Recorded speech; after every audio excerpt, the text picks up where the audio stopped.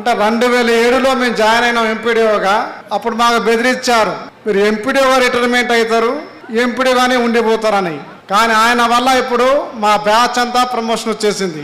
ఒక 10 మంది మిగిలాము, వాళ్ళు కూడా త్వరలో అవుతారు అన్నగారు ఆశీస్సులతో. సో ఈ అవకాశం కల్పించిన అన్నకి, తర్వాత వారి చుట్టూ ఉన్న వారి మిత్ర బృందానికి పేరు పేరున ధన్యవాదాలు తెలుపుకుంటూ, వారి శేష జీవితం సుఖంగా సంతోషంగా మంచిగా ఉండాలని కోరుకుంటూ, ఆత్మీయులు అందరికీ నమస్కారం.